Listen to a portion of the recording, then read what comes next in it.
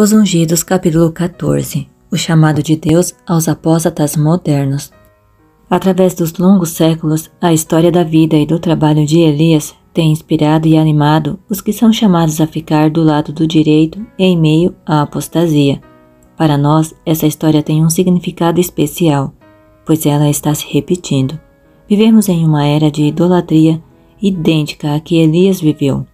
Mesmo sem nenhum altar visível aos nossos olhos, milhares estão seguindo os deuses deste mundo, riquezas, fama, prazeres e ilusões que permitem que as pessoas sigam as inclinações do coração não transformado. Multidões têm uma concepção errada de Deus e estão servindo a um falso Deus, assim como os adoradores de Baal. Muitos mesmo, entre os que se dizem cristãos, têm se unido a influências que são totalmente contrárias a Deus e à sua verdade. O espírito que predomina hoje é a identidade e a apostasia. As pessoas exaltam as teorias humanas e as colocam no lugar de Deus e de sua lei. Satanás tenta homens e mulheres com a promessa de que, na desobediência, encontrarão a liberdade que os tornará como deuses. Vemos um espírito que idolatra a sabedoria humana e a coloca acima da revelação divina. As pessoas parecem ter perdido a capacidade de identificar a diferença entre a luz e as trevas, a verdade e o erro. Acreditam que as opiniões de uns poucos, que se dizem filósofos, são mais confiáveis do que as verdades da Bíblia. Consideram a fé como a de Paulo, Pedro e João. Coisa do passado, é algo inadequado para a inteligência dos pensadores modernos. No princípio, Deus deu sua lei à humanidade, para que por meio dela os seres humanos alcançassem a felicidade e a vida eterna. A esperança de Satanás é levar homens e mulheres a desobedecerem a essa lei. Ele procura constantemente falsificá-la e diminuir sua importância. Seu maior golpe é a tentativa de mudar a própria lei, como também levar as pessoas a transgredir as instruções divinas, enquanto dizem obedecer-lhes. Um escritor comparou a tentativa de mudar a lei de Deus ao antigo e maldoso costume de colocar na posição errada as setas indicativas de um cruzamento entre duas estradas, o que geralmente causava grande transtorno e contratempo. Deus estabeleceu setas indicativas para orientar os viajantes deste mundo.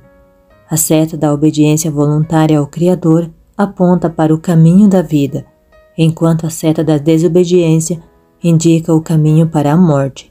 Entretanto, para a desgraça da nossa raça, o grande inimigo de todo o bem inverteu as posições das setas indicativas e multidões têm sido enganadas para seguir o caminho errado. Por intermédio de Moisés, o Senhor instruiu os israelitas: diga aos israelitas que guardem os meus sábados. Isso será um sinal entre mim e vocês, geração após geração, a fim de que saibam que eu sou o Senhor, que o santifica. Isso será um sinal perpétuo entre mim e os israelitas, pois em 6 dias o Senhor fez os céus e a terra, e no 7º dia ele não trabalhou, e descansou.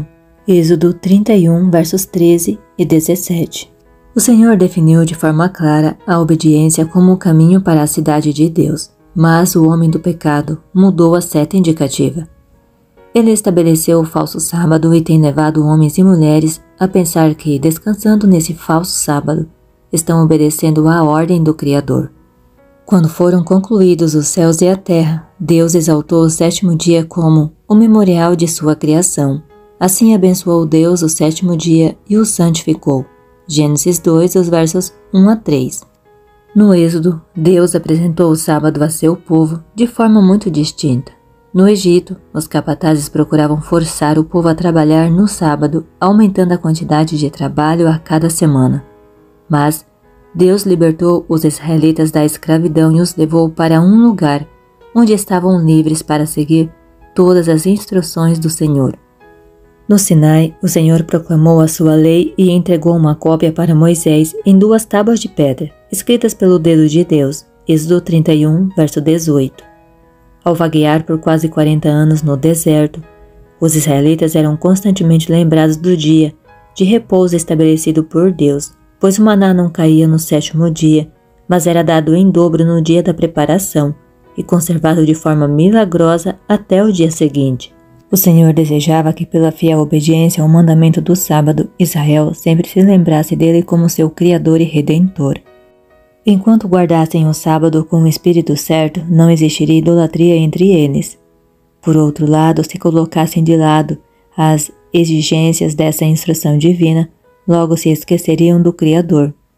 No entanto, eles rejeitaram as minhas leis, não agiram segundo os meus decretos e profanaram os meus sábados, pois os seus corações estavam voltados para os seus ídolos.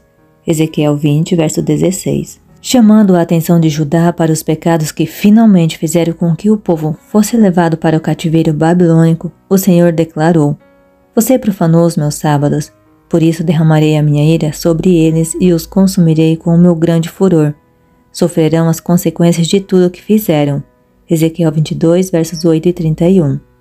Nos dias de Neemias, ocasião em que Jerusalém foi reconstruída, ele confrontou o povo transgressor do sábado, questionando: Por acaso seus antepassados não fizeram o mesmo, levando nosso Deus a trazer toda essa desgraça sobre nós e sobre esta cidade? Pois agora, profanando o sábado, vocês provocam maior ira contra Israel. Neemias 3, verso 18. Cristo exaltou o sábado. Durante seu ministério na terra, Cristo enfatizou as exigências do sábado. Ele demonstrou reverência pelo mandamento que ele mesmo estabeleceu. Em seus dias, o povo tinha pervertido de tal maneira o espírito do sábado que sua observância refletiu o caráter egoísta dos seres humanos em vez do caráter de Deus. Cristo colocou de lado o falso ensino que representava de maneira equivocada seu caráter. Os rabis o perseguiram cruelmente, mas mesmo assim ele permaneceu firme, guardando o sábado de acordo com a lei de Deus. Com palavras claras e diretas, ele confirmou seu respeito pela lei, dizendo: Não pensem que vim abolir a lei ou os profetas. Não vim abolir, mas cumprir. Digo-lhes a verdade: enquanto existirem céus e terra, de forma alguma desaparecerá da lei a menor letra ou o menor traço, até que todos se cumpram. Todo aquele que desobedecer a um destes mandamentos, ainda que dos menores, e ensinar os outros a fazerem o mesmo, será chamado menor no reino dos céus. Mas todo aquele que praticar e ensinar estes mandamentos será chamado grande no reino dos céus. Mateus 5, dos versos 17 a 19. O grande inimigo da nossa felicidade escolheu atacar de forma especial o sábado do quarto mandamento. Satanás diz: Eu trabalharei contra os propósitos de Deus, colocarei de lado o memorial de Deus, o sábado do sétimo dia. Mostrarei ao mundo que o dia santificado por Deus foi mudado. Apagarei a lembrança deste dia. Eu o substituirei por um dia que não leve as credenciais de Deus, um dia que não seja um sinal entre Deus e seu povo. Por meio de meu representante eu me exaltarei. O primeiro dia será honrado, e o mundo protestante receberá esse falso sábado como verdadeiro. Eu serei o príncipe do mundo. Controlarei de tal maneira a mente das pessoas que o sábado de Deus será especialmente desprezado. Um sinal? Eu farei da guarda do sétimo dia um sinal de deslealdade para com as autoridades da terra. As leis humanas se tornarão tão rígidas que as pessoas não se atreverão a guardar o sábado. Com medo de ficar sem alimento e roupas, eles se unirão ao mundo na transgressão da lei de Deus. A terra ficará totalmente sob meu domínio. Ao estabelecer o falso sábado, o inimigo pensou em mudar os tempos e as leis. Mas, será que ele realmente foi bem-sucedido em mudar a lei de Deus?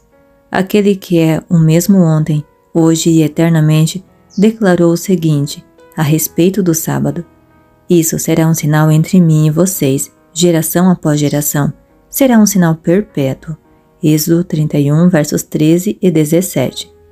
A seta trocada indica o caminho errado, mas Deus não mudou.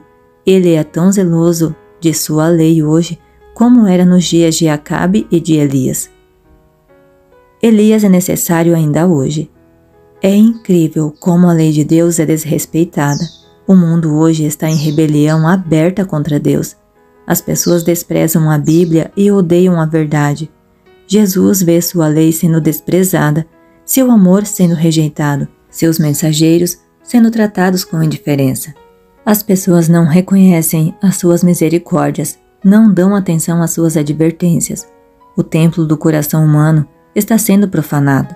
Egoísmo, inveja, orgulho, malícia, tudo isso encontra lugar ali. Muitos não sentem o menor receio de zombar da palavra de Deus. Eles ridicularizam os que creem exatamente no que a Bíblia ensina. O desprezo cada vez maior pela lei e pela ordem é o resultado direto da transgressão dos claros mandamentos de Deus. O desvio do caminho da obediência traz como consequência a violência e o crime. Observe o desrespeito quase geral para com o mandamento do sábado. Note também a ousadia dos ímpios que, ao mesmo tempo em que decretam leis para a proteção da suposta santidade do primeiro dia da semana, estão também formulando leis para a legalização do comércio do álcool. Procuram forçar a consciência enquanto aprovam um mal que destrói os seres criados à imagem de Deus. É Satanás em pessoa que inspira leis como essas. Quase o mundo inteiro está se curvando aos ídolos, mas o Senhor não permitirá que sua lei seja quebrada e desprezada para sempre, sem que haja consequências.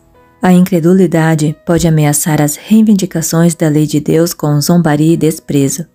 A causa de Deus pode manter a sua posição unicamente por meio do grande esforço e contínuo sacrifício.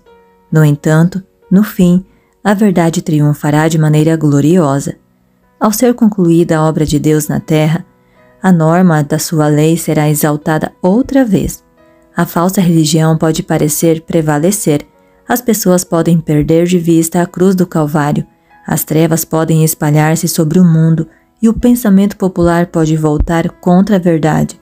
Mas, na hora do perigo, o Deus de Elias levantará instrumentos humanos para dar uma mensagem que não será silenciada. Até mesmo nos lugares em que muitos têm falado contra o Altíssimo de forma mais ousada e direta, será ouvida a voz de severa repreensão. Pessoas indicadas por Deus denunciarão corajosamente a união da Igreja com o mundo.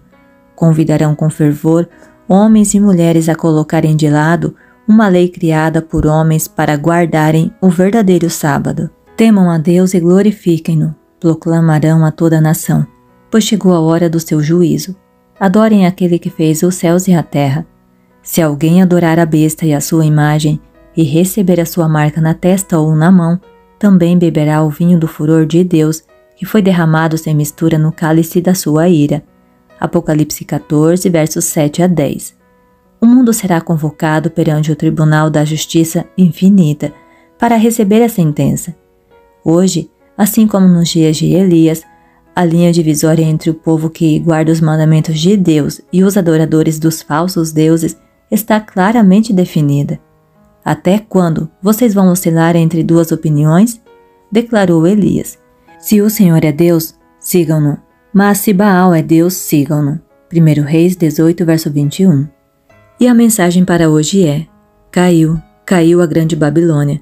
Saiam dela, vocês, povo meu, para que vocês não participem dos seus pecados, para que as pragas que vão cair sobre ela não os atinjam. Pois os pecados da Babilônia acumularam-se até o céu, e Deus se lembrou dos seus crimes. Apocalipse 18, versos 2, 4 e 5. A prova virá para todos. As pessoas serão forçadas a guardar o falso sábado. A disputa será travada entre os mandamentos de Deus e os mandamentos dos homens. Os que cederem passo a passo às exigências e costumes do mundo cederão aos poderes terrestres a fim de evitar a zombaria, o insulto, as ameaças de prisão e a morte. Nesse período, o ouro será separado da escória. Haverá uma clara distinção entre a santidade verdadeira e a santidade falsa, baseada em aparências. Muitas estrelas que hoje admiramos por seu brilho serão deixadas em trevas. A nudez dos que não estão vestidos com a justiça de Cristo será finalmente exposta para sua própria vergonha. Aqueles que não têm dobrado os joelhos a Baal estão espalhados pelo mundo inteiro. Como as estrelas do céu que aparecem apenas à noite, esses fiéis brilharão quando as trevas cobrirem a terra. Na África, na Europa, na América do Sul, na China, na Índia, nas ilhas do mar e em todos os cantos da terra, Deus tem muitos escolhidos que aguardam para brilhar em meio às trevas revelando claramente a um mundo em apostasia o poder transformador da obediência à sua lei. Na hora da mais profunda apostasia, quando Satanás fizer seu máximo esforço para que todos, sob pena de morte, recebam o sinal de lealdade ao falso sábado, esses fiéis irrepreensíveis, filhos de Deus, inculpáveis no meio de uma geração corrompida e depravada, brilharão como as estrelas no universo. Filipenses 2, verso 15. Quanto mais escura for a noite, com mais intensidade, eles brilharão. Elias pensou que restava apenas ele do lado do Senhor, mas quando disse, sou o único que sobrou, e agora também estão procurando matar-me, a palavra do Senhor o surpreendeu. Fiz sobrar 7.000 em Israel, todos aqueles cujos joelhos não se inclinaram diante de Baal. 1 Reis 19, versos 14 e 18. Assim também, ninguém procure calcular o número dos que fazem parte de Israel hoje, mas que cada um tenha um coração semelhante ao coração de Cristo, um coração disposto a se doar para a salvação de um mundo perdido. Deus abençoe você e toda a sua família.